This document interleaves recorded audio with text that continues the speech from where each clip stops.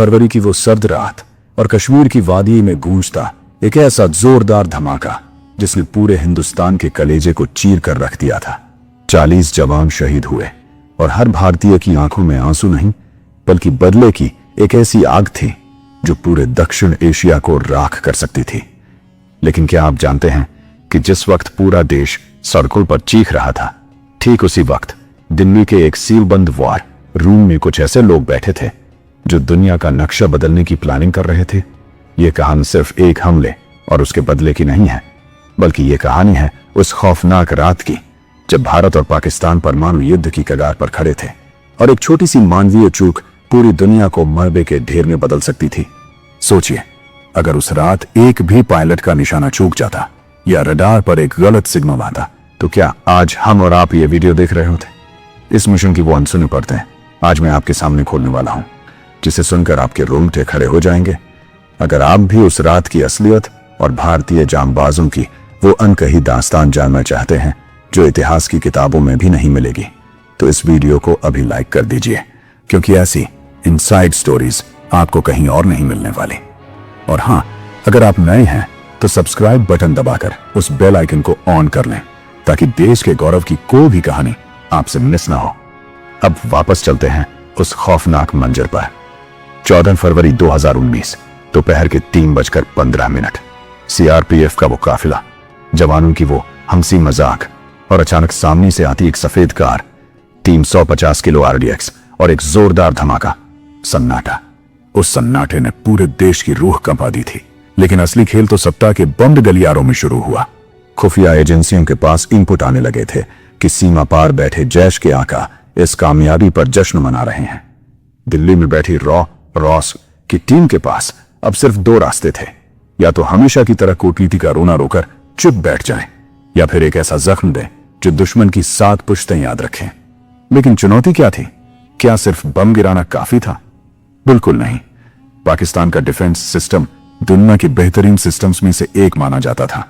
उनके पास Swedish radar थे, अमेरिकी F-16 थे, और सबसे बढ़कर उनके पास वो एटम बम था जिसकी धमकी वो हर छोटी बात पर देते थे। भारत के NSA और एयरफोर्स चीफ के बीच एक टॉप सीक्रेट मीटिंग होती है। कोड नेम दिया जाता है ऑपरेशन बंदर। क्या आपने कभी सोचा है कि इसे बंदर ही क्यों कहा गया? क्योंकि रामायण में हनुमान जी ने लंका में घुसकर आग लगाई थी और भारत वही करने जा रहा था। रॉ के एजेंटों ने अपनी पहचान बदलकर सीमा पार उन ठिकानों की रेकी शुरू की। बालाकोट का वो जाबा टॉप जो घने जंगलों के बीच एक सुरक्षित किला माना जाता था। वहां इंटरनेट नहीं था, मोबाइल सिग्नल नहीं थे, सिर्फ आतंकी ट्रेनिंग और भारत के खिलाफ नफरत की दीवारें थीं। अब चुनौती थी उस किले में घुसने की। भारतीय वायुसेना के पास मिराज 2000 विमान थे जिन्हें वज्र कहा जाता है। ग्वालियर के एयरबेस पर आधी रात को पायलट्स को जगाया गया। उन्हें नहीं पता था कि वो कहां जा रहे हैं। उन्हें बस इतना कहा गया, आज रात इतिहास लिखा जाएगा। रडार से बचने के लिए उन्होंने एक ऐसी तकनीक अपनाई जिसे टेरेन मास्किंग कहते हैं, यानी पहाड़ों की ओट में छुपकर इतनी नीचे उड़ना कि रडार की किरणें उन्हें छू भी न पाए। रात के 3 बज रहे थे। अचानक पाकिस्तानी रडार की स्क्रीन पर कुछ सफेद बिंदियां चमकने लगी। पाकिस्तानी रडार ऑपरेटर को लगा कि यह शायद कोई पक्षी है या कोई तकनीकी खराबी। यही वो 1 मिनट था जिसने पूरे मिशन का रुख बदल दिया। मिराज विमानों ने LOC पार की। जैसे ही उन्होंने सीमा लांघी, कॉकपिट में अलार्म बजने लगे। क्या पाकिस्तान की मिसाइलें उन्हें लॉक कर चुकी थीं? क्या वो कभी वापस लौट पाएंगे? और तभी इजरायली स्पाइस 2000 बमों को रिलीज किया गया। ये साधारण बम नहीं थे, ये स्मार्ट किलर थे जो GPS के जरिए सीधे आतंकी कैंपों की छत फाड़कर अंदर घुस गए। धमाका इतना भीषण था कि 3 किलोमीटर दूर तक की जमीन कांप गई थी। लेकिन ट्विस्ट यह था कि पाकिस्तान को घंटों तक पता ही नहीं चला कि उनके साथ हुआ क्या है। उन्होंने दुनिया से कहा कि सिर्फ पेड़ गिरे हैं, लेकिन हकीकत में उन पेड़ों के नीचे क्या दफन था, यह सिर्फ हिंदुस्तान का सैटेलाइट देख रहा था। मिशन पूरा हुआ, पायलट वापस आए, तो जश्न शुरू हुआ। लेकिन कहानी अभी शुरू हुई है। 27 फरवरी की सुबह पाकिस्तान में अपनी पूरी ताकत झोंक दी। नार्दर्न सेक्टर में पाकिस्तानी वायुसेना के 10 से ज्यादा लड़ाकू विमान भारतीय सीमा की तरफ बढ़े। उनका मकसद था हमारे ब्रिगेड हेडक्वार्टर को तबाह करना।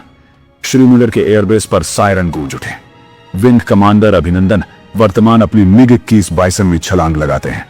अब जरा रुकिए और कल्पना कीजिए, एक तरफ दुनिया का सबसे आधुनिक F-16 और दूसरी तरफ दशकों पुराना MiG 21। यह लड़ाई तकनीक की नहीं, जिगरे की थी। आसमान में एक डॉग फाइट शुरू होती है। विमान एक दूसरे के पीछे पागलों की तरह घूम रहे थे। जी फोर्स शरीर की हड्डियों को कुचल रहा था। अभिनंदन ने अपनी मिसाइल लॉक की और चिल्लाए, फॉक्स 2। देखते ही देखते पाकिस्तानी F-16 आग का गोला बनकर जमीन पर गिरा, लेकिन इसी दौरान अभिनंदन का विमान भी हिट हो गया। विमान से धुआं निकल रहा था, सिया कंट्रोल खत्म हो चुका था। उनके पास सिर्फ 3 सेकंड थे, इजेक्ट या मौत। उन्होंने पैराशूट खोला, लेकिन जब वो नीचे उतरे तो उन्हें एहसास हुआ कि वो हिंदुस्तान में नहीं बल्कि पाकिस्तान के कब्जे वाले कश्मीर में है। सोचिए उस अकेले भारतीय सैनिक की मनोदशा, जिसे हजारों की हिंसक भीड़ में घेर रखा था। उन्होंने अपनी जान की परवाह के बिना अपने पास मौजूद सीक्रेट दस्तावेज निकल ली, कुछ को तालाब में बहा दिया ताकि देश की जानकारी दुश्मन के हाथ न लगे। यह एक ऐसा ड्रामा था जो पूरी दुनिया अपनी टीवी स्क्रीन पर लाइव देख रही थी। क्या भारत अब पीछे हट जाएगा? क्या अभिनंदन की जान का सौदा होगा? दिल्ली में आधी रात को फिर से मीटिंग हुई। प्रधानमंत्री ने एक लाइन में अपना फैसला सुना दिया, हमें हमारा बेटा वापस चाहिए, और वो भी बिना किसी शर्त के। कूटनीतिक गलियारों में आग लग चुकी थी। अमेरिका के व्हाइट हाउस से लेकर सऊदी अरब के महलों तक ओमन सिर्फ एक ही खबर घूम रही थी, भारत बड़ी मिसाइलें लॉन्च करने वाला है। खबरें आ रही थी कि भारत ने अपनी घातक ब्रह्मोस और पृथ्वी मिसाइलों के मुंह पाकिस्तान की तरफ खोल दिए हैं। पाकिस्तान के बड़े शहरों में ब्लैकआउट कर दिया गया। उन्हें डर था कि अगर सूरज ढला तो फिर से भारतीय वायुसेना मौत बनकर बरसेगी। ये वो 48 घंटे थे जो पूरी दुनिया की सांसें थमी हुई थीं।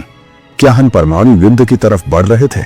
रूस, अमेरिका और चीन सब एक साथ फोन पर थे, लेकिन भारत का रुख चट्टान जैसा कड़ा था। अब थोड़ा पीछे चलते हैं ताकि कहानी की क्लैरिटी और बढ़ सके। आखिर रॉ ने वो सटीक जानकारी कैसे निकाली थी? उन गुमनाम नायकों के बारे में सोची जो पाकिस्तान की गलियों में अपनी जान जोखिम में डालकर आतंकी कैंपों के अंदर तक पहुंच गए थे। उन्होंने वो फ्रीक्वेंसी इंटरसेप्ट की थी जिस पर आतंकी बात कर रहे थे। उन्होंने वो फोटो खींची थी जिसमें जैश के आतंकी ट्रेनिंग ले रहे थे। अगर वो जानकारी गलत होती तो मिराज विमान खाली पहाड़ों पर बम गिराकर आ जाते और भारत की पूरी दुनिया में बदनामी होती। लेकिन रॉ की वो ह्यूमन इंटेलिजेंस पत्थर की लकीर साबित हुई। ग्वालियर और आगरा के एयरबेस पर जो तैयारी चल रही थी वो भी किसी चमत्कार से कम नहीं थी। मिराज 2000 विमानों में इजरायली स्पाइस 2000 बमों को फिट करना एक बड़ा चैलेंज था। हमारे इंजीनियर्स ने बिना सोए बिना थके 24 घंटों के अंदर सॉफ्टवेयर और हार्डवेयर को अपग्रेड किया। ये वो जुगाड़ और दिमाग का संगम था जिसने इस मिशन को मुमकिन बनाया। और फिर आती है वो 26 फरवरी की रात। पायलट्स को उनके परिवारों से बात करने से मना कर दिया गया था। उन्हें रेडियो साइलेंस बनाए रखनी थी। आसमान में ईंधन भरने वाले विमान, टैंकर्स तैयार थे। हर चीज को सेकंड्स में कैलकुलेट किया गया था। जैसे ही वो विमान सीमा पार कर रहे थे, नीचे पाकिस्तान की सड़कों पर लोग सो रहे थे। उन्हें पता भी नहीं था कि उनके ऊपर से हिंदुस्तान का काल गुजर रहा है। जब अभिनंदन पाकिस्तान की कैद में थे तब वहां के अधिकारियों ने उनसे पूछताछ की, लेकिन अभिनंदन का वो वीडियो जिसमें वो चाय पीते हुए कहते हैं, the T is fantastic, thank you, ये सिर्फ एक जवाब नहीं था, ये पाकिस्तान के पूरे सिस्टम के मुंह पर एक तमाचा था। उन्होंने दिखा दिया कि एक भारतीय सैनिक चाहे कहीं भी हो, उसका सर कभी नहीं झुकता। इधर दिल्ली में दबाव बढ़ता जा रहा था। अंतरराष्ट्रीय मीडिया कह रहा था कि दोनों देश युद्ध शुरू कर देंगे, लेकिन भारत की कूटनीति ने कमाल कर दिया। हमने दुनिया को सबूत दिखाए कि हमने सिर्फ आतंकियों को मारा है, किसी निर्दोष को नहीं। पूरी दुनिया भारत के साथ खड़ी हो गई। आखिर में पाकिस्तान के प्रधानमंत्री को अपनी संसद में आकर कांपती आवाज में एक ऐलान करना पड़ा। उन्हें समझ आ गया था कि भारत इस बार रुकने वाला नहीं है। अगर अभिनंदन वापस नहीं आते तो भारत ने अपनी नौसेना को भी कराची की तरफ रवाना कर दिया था। युद्ध की वे बिसात बिछ चुकी थी, जहां एक भी गलत चाल पूरी दुनिया को अंधेरे में धकेल देती। एक मार्च की वो ऐतिहासिक शाम, वाघा बॉर्डर पर हजारों की भीड़, हाथों में तिरंगा और वो लोहे का गेट जो जैसे ही खुला पूरा हिंदुस्तान एक साथ दहाड़ उठा। अभिनंदन वापस आए। उनकी वो मूछें, वो चाल और वो बेखौफ अंदाज भारत की नई पहचान बन गया। लेकिन क्या आपने सोचा है कि अगर उस रात वो मिसाइलें चल जाती तो आज हमारा कल कैसा होता? ये कहानी सिर्फ एक पायलट की नहीं हो, बल्कि एक ऐसे भारत की है जो अब डरता नहीं है। अभिनंदन का वो वापस आना सिर्फ एक व्यक्ति की वापसी नहीं थी, वो हिंदुस्तान के मान सम्मान की दुनिया के सामने सबसे बड़ी जीत थी। वह पल श्री जब उन्होंने भारतीय सीमा में पहला कदम रखा तो जैसे करोड़ों भारतीयों के दिल की धड़कन फिर से लौट आई थी। आज भी जब हम उस रात के बारे में सोचते हैं तो रोंगटे खड़े हो जाते हैं, क्योंकि हमने मौत को बहुत करीब से देखा था। क्या आपको लगता है कि अगर अभिनंदन उस दिन वापस ना आते तो भारत में वाकई इस्लामाबाद का नामो निशान मिटा दिया होता? इस सवाल का जवाब शायद इतिहास की परतों में कहीं छुपा है, लेकिन एक बात तय है, अब कोई भी दुश्मन हमें हल्के में लेने की गलती नहीं करेगा। यह दास्तान हमें सिखाती है कि शांति की सबसे बड़ी गारंटी सिर्फ और सिर्फ हमारी शक्ति है। पुलवामा से लेकर बालाकोट और अभिनंदन की उस मुस्कान तक हमने एक राष्ट्र के तौर पर जो जज्बा दिखाया, वही हमारी असली ताकत है। अगर आप भी मानते हैं कि हमारे जवानों की बहादुरी ने उस रात एक महायुद्ध को टाल दिया, तो इस वीडियो के बारे में अपनी राय जरूर दें। क्या आप चाहते हैं कि मैं उन सीक्रेट फाइटर जेट्स और रडार जामिंग टेक्नोलॉजी पर एक और भी ज्यादा थ्रिलिंग एपिसोड बनाऊं, जिसने इस पूरी स्ट्राइक को मुमकिन बनाया?